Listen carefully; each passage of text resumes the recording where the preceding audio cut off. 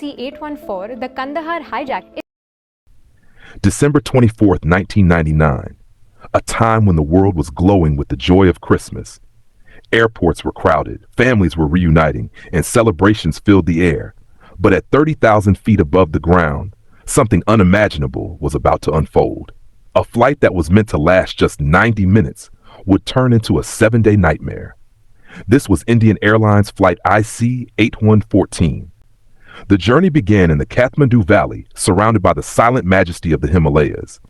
As the aircraft soared over the Indo-Gangetic plains toward India, everything seemed routine. Until 4:30 p.m. As the plane entered Indian airspace, 5 masked men suddenly stood up. Within seconds, the calm turned into chaos. A gun was pointed at the head of Captain Devi Sharan. Divert the aircraft. From that moment on, every second became a fight for survival. The aircraft's fuel was running dangerously low. The pilot struggled, desperately searching for a place to land. No country was willing to take the risk. Finally, the plane landed in Amritsar. India had a chance, a narrow window of 45 minutes to stop the hijack. But due to a critical lapse in coordination, that chance slipped away. And with it, control. The plane took off again.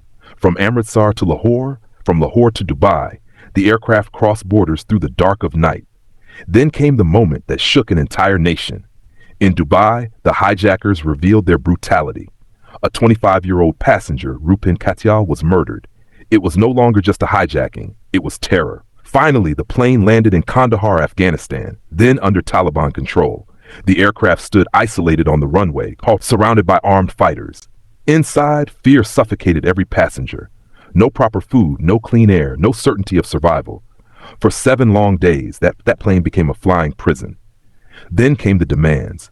The hijackers issued a direct challenge to India: release 36 terrorists, pay $200 million, and hand over the remains of Sajjad Afghani. The pressure was unbearable.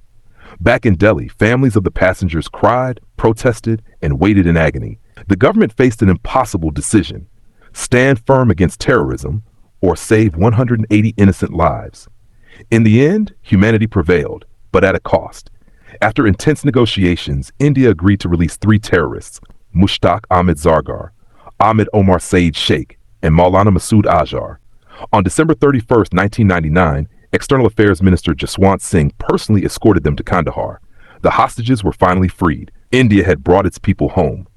But the story didn't end there. The consequences would echo for years. Masood Azhar went on to form Jaish-e-Mohammed, a group responsible for some of the deadliest attacks in India, including the Parliament attack in Pulwama. What seemed like a rescue became a turning point in history, a reminder that some victories come with lasting scars. This was not just a hijacking. It was a moment that changed a nation forever. This is the story of IC-814, the Kandahar hijack,